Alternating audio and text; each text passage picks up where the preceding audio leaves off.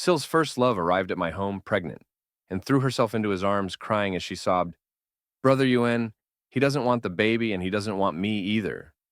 Sorel, with tearful eyes, promised, I won't leave you.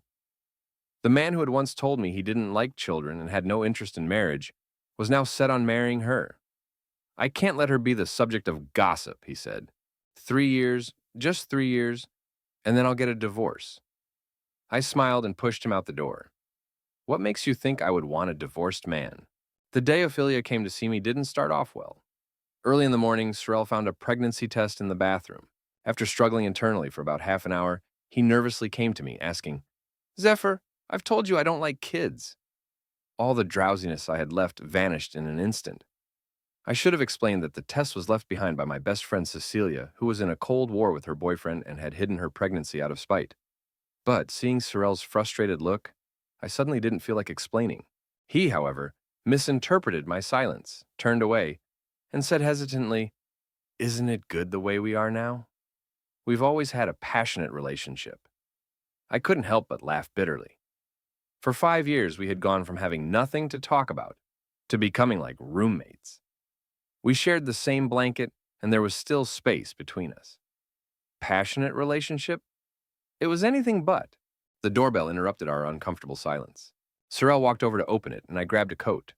When I stepped outside, I saw his stiff back, and around his waist was a pair of arms.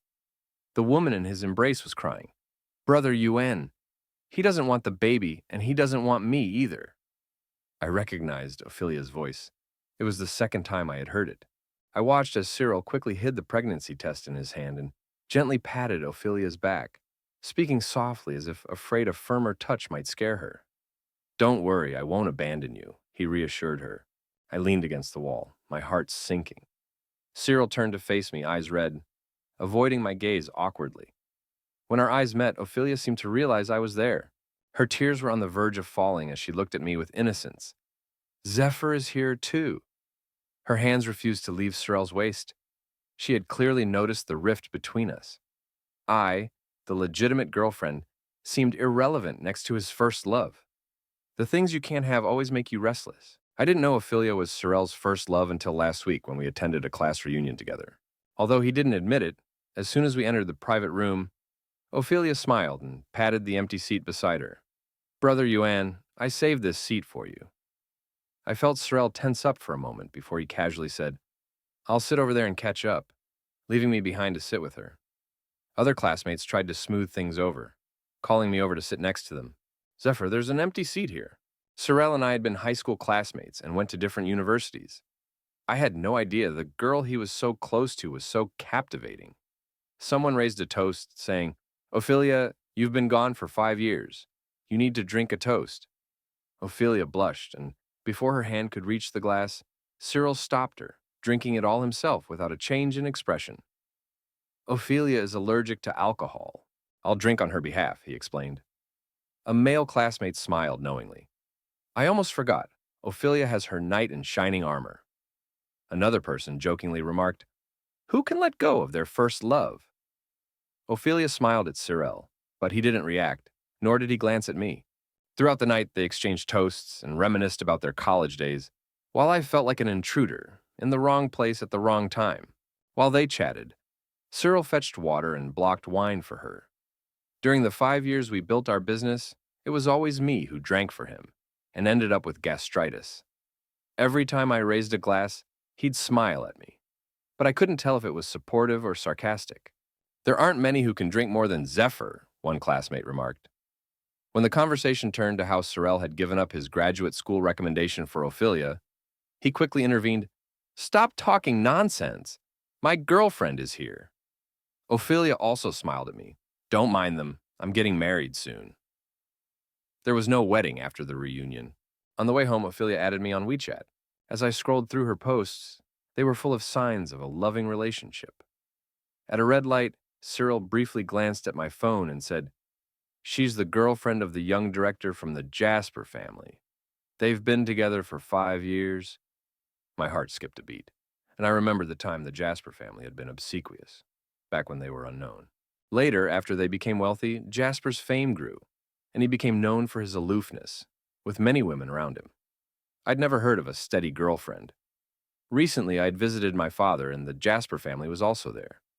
Jasper's father joked that he wanted to match us up. Jasper, his face slightly flushed, kept looking me over. When Ophelia arrived, Sorel became even more distant, retreating to his study, smoking for several days. The last time I saw him smoke was 5 years ago in high school.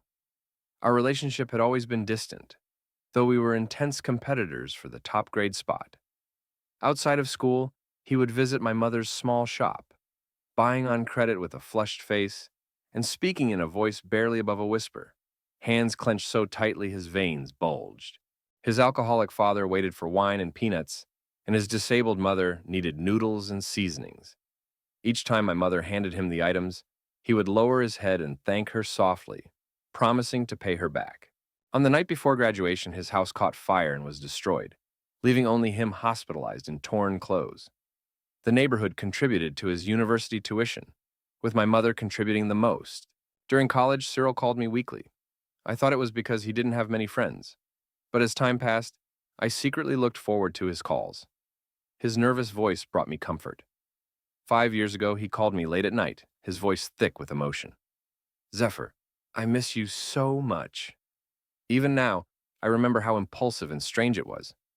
I bought a plane ticket overnight and flew to his city, eager to surprise him. The moment we met, his big hug caught me off guard, and he whispered, Zephyr, will you be with me? Without hesitation, I agreed. Our 5 years together had been simple and gentle from the start. I thought it was just his personality, but over time, I grew used to his silence. Half a year into our relationship, we took time out to go to the movies. While waiting, a young child approached and played with me. The kid made faces and handed me candies. Cyril suddenly whispered beside me, Zephyr, let's just be together for a lifetime. I don't want to get married and I don't like children. My smile froze and my palms grew cold, but I pretended to stay calm and simply hummed in response. I had never considered the future before. My father had known about Cyril and me for a long time and had hinted I should break up with him. My mother didn't approve either, looking at me worriedly, hoping I would meet someone simpler. Back then, I was blindly in love and thought what bothered them the most was his impoverished family background. I had supported him at every step of his entrepreneurial journey. We lived in a basement for months, surviving on instant noodles daily. I believed there would come a time when things would improve, when the clouds would part and the sun would shine. But now, with Alia's return, she gently stroked her barely noticeable baby bump and calmly looked at me from downstairs at the company. Zephyr, if I hadn't left 5 years ago, Cyril would have confessed his love to me, she said smugly. He'll give me whatever I want, just like he did with the postgraduate recommendation back then. Now I just need a nominal husband. Suddenly I felt as though autumn had arrived early this year, with a bone-chilling wind sweeping through. She nodded toward the phone in my hand. I think Cyril is about to confront you. If I were you, I'd leave on my own. The phone call 5 years ago and the sincere embrace weren't about love, but based on past experiences, and I was following my mother's path. She once said, never to accompany a man through hardships, only for him to grow and then cast you aside. She had been there for my father during his hardest times, but in the end, like a spider's web, she was easily swept away. Now I felt I was even less significant than that. Cyril casually mentioned on the phone, Zephyr, let's eat out today. At the revolving restaurant on the TV tower with reserved seats overlooking the bustling city traffic. There was foie gras and red wine on the table, and behind us, a musician played the violin. Cyril, sitting across from me, seemed distracted, remaining silent for a long while before speaking. Zephyr, could you give me 3 years? He put down his napkin and leaned back, looking at the man in the suit and tie. He didn't dare look up, but there was determination in his voice. I can't let Alia be the subject of gossip. Her belly will keep growing, and I need to marry her quickly. The baby's birth certificate needs a father. He said it all in one breath, as if afraid to pause, and only then did he briefly look up at me. And we'll get divorced after 3 years. I studied him carefully. The way he mentioned we and her told me everything. It was clear I had never been his true choice. A slow smile spread from the corners of my eyes, but my heart felt hollow, echoing with emptiness. Cyril, are you informing me? I asked. He pursed his lips and clasped his hands tightly. 3 years, just 3 years, and I'll get a divorce.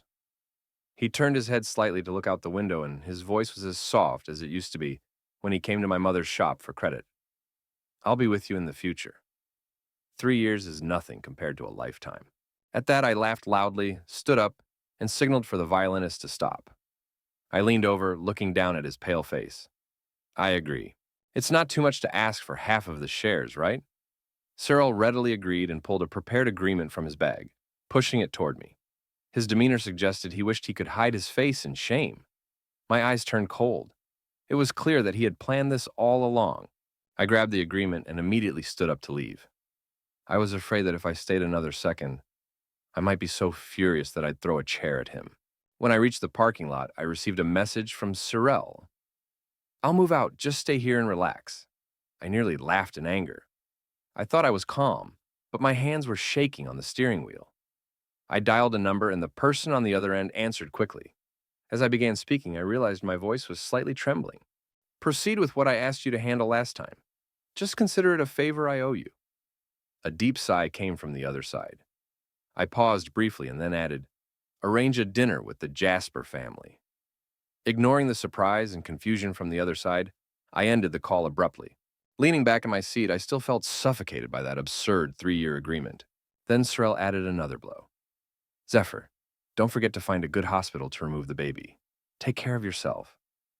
Each word felt like a blade cutting through my skin, and all the memories of when we supported each other seemed poisoned in an instant. A few days later, I received an electronic invitation from Alia, accompanied by a carefully worded message. The seemingly innocent words of first love carried a smug tone. I should let you know, but I think you probably don't have time to attend. I deleted the message coldly and focused on the press release from my father. The Jasper family couldn't wait to announce their big news to the public, but my father insisted I review it. I tapped my fingers and replied, "This one will do." That night, all the rumors in the business section revolved around this news. The two families were interested in forming an alliance and discussing multiple business projects. My Moments feed was no exception, flooded with electronic invitations from Sorrel and Ophelia. Since I took my mother's surname, Sorrel couldn't associate the alliance with me. He blocked me, but I could still see Ophelia's wedding preparations. Every day, she eagerly posted dozens of updates. I think she did it not just to show me, but also to catch Jasper's attention. From Cyril picking her up and dropping her off at work, to cooking for her himself, I saw the familiar scene of him in an apron. Back when we lived in the basement, he cooked instant noodles for me. But later, when our situation improved, he never entered the kitchen again. Instead, he hinted that I should get used to being the woman behind a successful man. One day, I sat in a recliner by the large window, gazing outside at the expansive view. This was the place prepared for me in a prime location. When my mother found out I'd moved in, she casually remarked, "After all, he's your biological father. Whatever happened in the past is between adults." Though she herself hadn't let go of her resentment, she hoped I could forgive him. Jasper wandered around the living room for an afternoon before bringing me a cup of hand-brewed coffee. Since the news of the alliance came out, he occasionally showed up to make his presence felt. Noticing I was staring blankly outside, he pulled up a chair and sat across from me. "What are you thinking about?" I didn't look at him and casually replied, "I'm craving instant noodles." He paused for a moment, then rolled up his sleeves and headed for the kitchen. "Do you want eggs beaten or poached?" he asked. 10 minutes later, he handed me a bowl of instant noodles with vegetables, an egg, and some beef slices. His usually careful demeanor was notably nervous. "Try it," he said. "I haven't cooked for years." It tasted decent, much better than what Sorrel had made. Later that evening, I saw a picture of that bowl of noodles Jasper posted on Moments. I thought Ophelia must have seen it too, so she couldn't wait to post her wedding shoes, studded with tiny diamonds. The first one to give her a like was Sorrel. He also changed his profile picture to one of him and Ophelia, forming a heart facing the sun. He had always disliked flashy things, and his profile pictures were usually black or white. People's preferences can change with the person, it seems. He wasn't as principled as I once thought. The man who used to avoid socializing at the wine table was now using every connection he could find. His software company had secured a new round of funding, a far cry from the little business that was once supported by the Thus family group. Now, the Thus family had no interest in continuing their cooperation with him. No wonder Cyril, who hadn't called me since our breakup, was suddenly reaching out. His tone was the same as before, as if I were still his pawn. Zephyr, are you still in touch with that vice president of the Thus family? Why don't you visit him? He hesitated for a moment. I can't get away. Ophelia has to go for prenatal checkups, and there's a lot to prepare for the wedding. When I didn't respond, he mentioned another point. Since you own half of the company now, I hope you'll pay more attention to it. I couldn't help but sneer twice. He fell silent for a few seconds. His tone softened as he spoke. There's nothing between her and me. It's just 3 years. Think of it as fulfilling a dream from our youth. I smiled and replied, it seems unnecessary to explain this to me. I didn't give him another chance to continue reminiscing. After hanging up, I tossed my phone into a drawer. The news of the alliance was still stirring, and the outlook for several joint projects appeared bright. Jasper had given up his past lifestyle of frequenting nightclubs and began picking me up and dropping me off regularly. He casually asked, do you think I'm a prodigal son turning over a new leaf? The car came to a stop at the company entrance, and he waited for my response, curiosity evident on his face. A smile involuntarily crept onto my lips. Once Ophelia has the baby, should I congratulate you on becoming a father without any pain? He turned to look at me, clearly surprised, and then shifted his gaze. You know her? I thought there might be a special story behind it, but after a brief nod, I saw him smile. She was just someone I kept around for fun before marriage. She tried to use the baby to force me to marry her. He leaned closer. Don't tell me she's your friend? I shook my head and forced down my smile. She's not worthy. Jasper nodded in agreement. Indeed, she's not worthy. She's different from you. As soon as I kicked her out, she quickly found someone else. His playful expression oddly reminded me of the affectionate displays Ophelia had tried so hard to show off. We entered the elevator one after the other, and when I looked up, Sorel's face was directly in front of me. His expression was tense, and his gaze moved from Jasper to me, filled with surprise and even a hint of shock. But Jasper seemed unaware of Sorel's presence. He pressed the elevator button, still asking, shall we go to the movies tonight? There are some good films showing. I looked straight ahead and softly said, yes. I watched Sorel's face grow darker in the elevator reflection.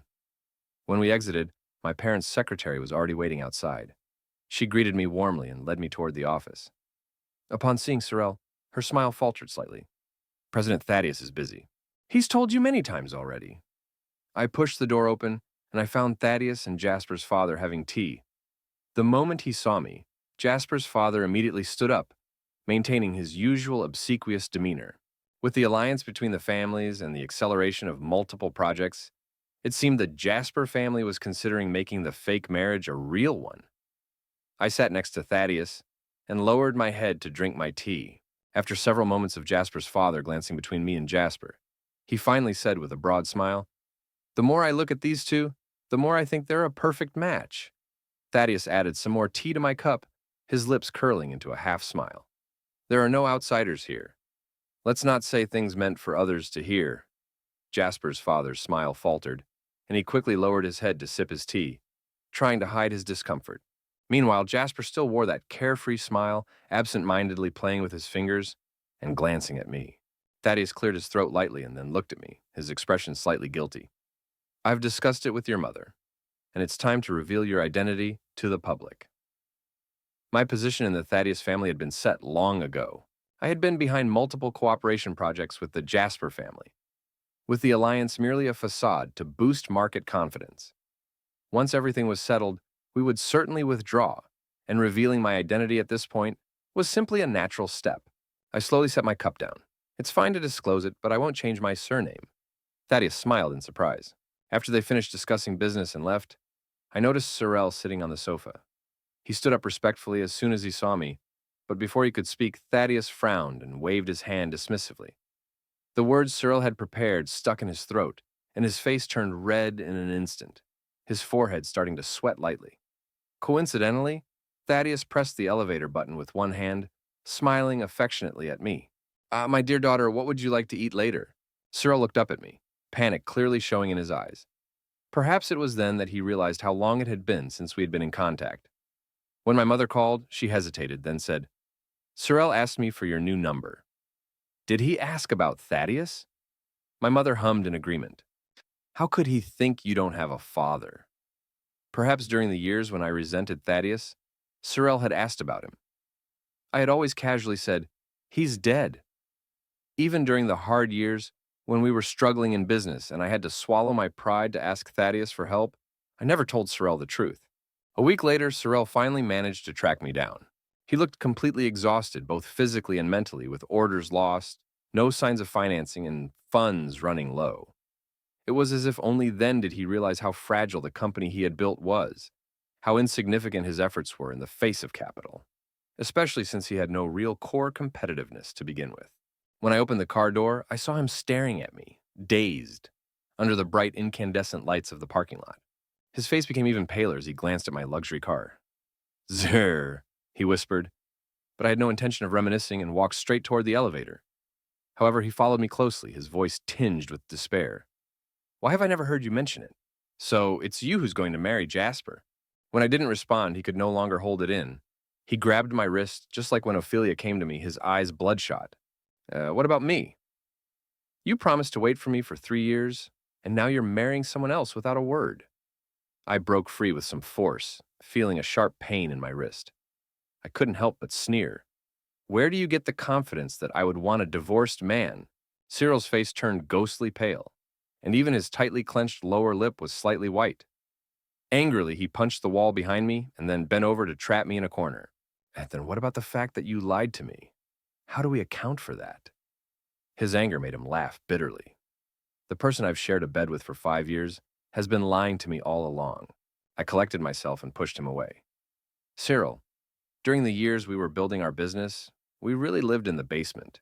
We went through the humiliation of begging for orders and getting criticized from head to toe. We shared real hardships. My gastritis still flares up occasionally, even now. But we never shared the good times. You never took my efforts seriously. The kindness I showed might have touched you briefly, but it was like a bird flying by, leaving no trace, just like the unpaid bills at the small store. He was always left with unresolved issues, remembering the unfulfilled dreams of his youth, yet neglecting the kindness that helped him reach his current position." I told him firmly, "Your success has never been achieved through your own efforts alone. Now that you've completely failed, you have no right to blame anyone." His hands, hanging by his sides, clenched into fists and his face tightened. After a long silence, he looked at me with bloodshot eyes, asking, "Why does it have to be Jasper? Are you trying to get revenge on me and Ophelia?" I recalled that before I even met Ophelia, Thaddeus had tentatively suggested this arrangement to me. At the time, I had refused without hesitation because I didn't want to risk my future with Sorel. But later, I had changed my mind, partly out of a desire for revenge. Now that he asked so directly, I surprisingly felt relieved. "Sorel, I don't owe anyone an explanation, especially not you." After walking a few steps, I paused and added, "Lucian came to see me, and he's interested in acquiring your company. I've already agreed to transfer my shares. Lucian, known for his short-selling tactics, would ensure that Sorel would have no chance of making a comeback." The photos of me publicly attending the annual meeting of the Thaddeus family quickly spread. Some people gossiped about my surname, while others pointed out that I resembled my father. The rumors about the arranged marriage were also put to rest by the Thaddeus family, who clarified that it was all media speculation. Meanwhile, Jasper was attentively following me around, and the gossip shifted from the arranged marriage to Jasper turning his life around and passionately pursuing love. As each project was completed, I was working harder than ever with the Thaddeus family. Unexpectedly, Ophelia came to see me. She was visibly pregnant, several months along, and was arguing with the receptionist. Just as security was about to escort her out, half pushing and half persuading, she spotted me entering from outside. The shock and anger in her eyes hit me like a wave, and before she could approach me, the people around me blocked her.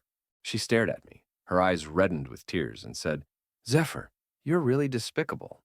I frowned and whispered something to the person beside me. When I looked back at Ophelia, her eyes were already filled with tears, and her voice trembled as she asked, "Did you do this on purpose? Why do you have to cling to Jasper and not let go?" Once again, I witnessed her ability to twist the truth. I couldn't help but laugh and asked, "When's the wedding?" "I'm afraid your pregnant belly won't be hidden by the wedding dress." Her face immediately turned ugly, and she gritted her teeth as she rushed toward me. Before she could reach me, Jasper grabbed her wrist, his expression dark, and tossed her aside. He looked at her coldly and asked, "Haven't you made enough of a scene? Is this the place for you?" Ophelia's eyes widened in shock, and she tried to hold on to him, but Jasper pushed her away with a firm expression. He no longer looked carefree. There was determination in his demeanor. "Don't you get it? Cherish the respect I've given you and don't force me to embarrass you."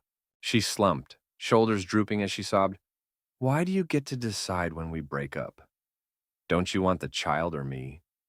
She seemed to cling to a shred of hope, moving closer to Jasper again. "I know you had no choice.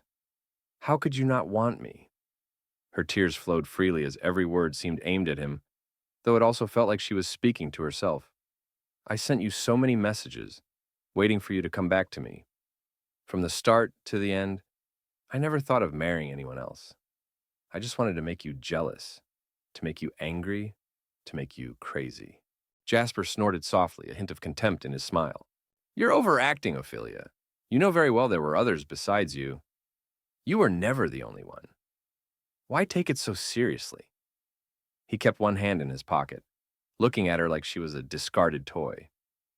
"I told you not to play tricks on me, but you wouldn't listen." Ophelia's face turned as white as a sheet, and she looked like she might collapse any second. I saw Sorel rush into the hall, but his pace slowed as soon as he saw me. Jasper stood with his back to Sorel, looking at Ophelia mockingly. "Did you think that just because you're pregnant I would marry you? I had a vasectomy a long time ago, so tell me, how did you get pregnant?" I had been about to walk upstairs, but I stopped abruptly. I stared at Ophelia's belly in disbelief. Her face turned red, then pale, especially when she saw Sorel. She looked like she might collapse any moment. Sorel sighed softly, then walked over. His smile was tired. "Ophelia, you lied to me again." It had been several months since I last saw Sorel. His company was stable now, but after Lucien had forced him out, he was struggling. There were countless people telling me about his situation. His wedding to Ophelia had been indefinitely postponed, and both his car and house were for sale. I thought he probably wanted to make a comeback, but when you're on the edge of a cliff, taking a step forward isn't easy. Maybe I shouldn't have kicked him while he was down, but as I stood face to face with him, I couldn't help but ask, "Did you fulfill the dreams of your youth?" I didn't mean to rub salt in his wounds, but I was genuinely curious. Cyril pressed his lips tightly together, his eyes cast down in sadness. "The distant stars, when you get closer, turn out to be nothing special," he murmured, taking a few hesitant steps closer to me. I smiled and waved my hand. "I don't have time for nostalgia. As you can see, I'm very busy now." There were so many barriers between us now. I wasn't the little girl who watched the store anymore, and he wasn't the nervous boy who used to ask for credit. However, he looked up at me, his eyes filled with a hint of hope. "Our home has always been there. I never thought of selling it, even during the toughest times. Once, both he and I had seen that small two-bedroom apartment as our home. We had added things to it over time, even though we often had nothing to say to each other. In our memories, it had been our home. But now that he brought it up again, those memories seemed so distant." My smile faded. "It's just a house. If you can't hold on to it, you'll eventually sell it. I think it stopped being my home the day I left. It returned to its original state, just like Sorel. The moment he said he was marrying someone else, he became someone I no longer knew." As I walked away, there were mixed cries behind me. Ophelia's was sharp and loud, while Cyril's was low and sorrowful. But what was there to cry about? Didn't they both make their own choices? While I was on a business trip, my mother called to chat about everyday things. She casually mentioned Cyril. He came to see me once. He didn't say much. He just cleaned up the store, both inside and out. He left a stack of money for me, saying it was time to pay back the credit he owed when he was a kid. My mother seemed a bit annoyed.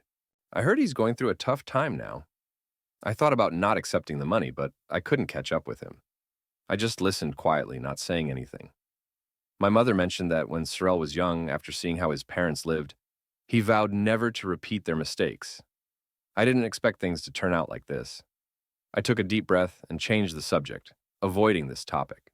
The small store hadn't been my mother's source of income for a long time, but she still kept it to pass the time. I hadn't expected Cyril to go back there after the fire. He had spent every summer and winter vacation during his college years at my house. Later, when we were together, he came back to that store with me many times. But now it was no longer his home either. After Jasper publicly exposed Ophelia, he returned to his old, irresponsible lifestyle. Before that, he came to see me once. He asked me seriously if there was any chance we could go back. It was indeed an arranged marriage. Do you have a problem with that? I looked at him, just as serious. I do, I replied. I mind being treated as a mere bargaining tool, especially by you. He was momentarily stunned, but then the smile returned to the corners of his eyes. I would mind too. Who would willingly give up the beautiful world outside? After that conversation, he rarely appeared in front of me again. Instead, he made headlines multiple times due to his excessive drinking, which led Jasper's father to openly curse at Thaddeus, claiming that he had fathered a worthless son. Through the door, I heard Thaddeus's relieved voice. When you grow old and realize your only child is all you have left, whether he's good or bad doesn't matter anymore. I didn't open the door. There's no such thing as a prodigal son turning over a new leaf. Just the reality that some people grow old while others don't even get that chance. Ophelia passed away at a clinic, and when I first heard the news, it took me a moment to associate her with it. After being thrown out by Sorel, she lost her composure and decided to have an abortion. She was already far along in her pregnancy, so even small clinics hesitated to perform the procedure. But she was determined. No one knew if she regretted it as she lay on the operating table. When did her regret begin? Was it when she manipulated Sorel's feelings, making him give up his chance at a graduate recommendation? Or was it when she abandoned her studies and threw herself into Jasper's arms, fully aware that she was just another one of his many mistresses, even as she dreamed of a legitimate marriage? Once she had been an unreachable star for Sorel. But in the end, she lay in a backstreet clinic, dimly illuminated, blood spilling beneath her. The child she had used as a bargaining chip stayed with her forever in its own way. Not long after Ophelia's death, I received a call from an unknown number. Cyril's voice was distant, almost ethereal. I sold the house, he said, sounding as though he were about to cry. Why don't you come back and see it one last time? I've been waiting here for so long. He went on, explaining how he sold off everything in the house just to make ends meet. Each thing I sold, a piece of our memories, went with it. As I stood waiting for my flight to land at the airport, the noisy background made his sobs seem even further away. It felt like we were in completely different worlds. I never thought we'd come to this, he said, his voice cracking. No matter where or when, I always thought I could find you. Those late-night phone calls in the snow, those tired glances when we came back from overtime. Zephyr, I really wanted to get my life together. I thought that if I did, maybe we could go back to how we were. I glanced at my watch impatiently, and my assistant handed me a cup of coffee. I took a sip, feeling a bit of calm settle in. Cyril, get to the point, I said, realizing I no longer had the time or patience for his rambling. He cleared his throat before speaking again. I took a lot of pills. Zephyr, could you please come see me? His voice faltered. I pulled away indifferently and looked at my assistant. Call the police. Someone's trying to commit suicide. I heard Cyril's voice again, telling me the address. I'm coming over now, I said, putting the phone on speaker while my assistant contacted the authorities. After I agreed to go, his breathing quickened. Really, Zephyr, don't lie to me. I'll be waiting for you. I hummed vaguely in response and ended the call. His excited tone faded as the announcement for boarding was made. I grabbed my ID and headed to the gate. After securing my seatbelt, I switched my phone to flight mode and settled back, slowly succumbing to sleepiness. During the long flight, I was in a half-awake, half-asleep state, vaguely recalling moments from the past. I seemed to see him nervously approaching me, asking for credit. His face flushed red. Then, it felt like he suddenly pulled me into a tight embrace outside the school gate that year. In the end, it seemed like he slowly faded away from me in the dark. When I arrived at my destination, I picked up my suitcase and walked out. My assistant quickly approached and hesitated before speaking. He didn't survive. The doctor said he had consumed a large amount of alcohol, and there were still many undigested pills in his stomach. I gripped the suitcase handle tighter, and when I looked up, I couldn't help but stare at the dark sky. The faint stars twinkled, reminding me of when we were young.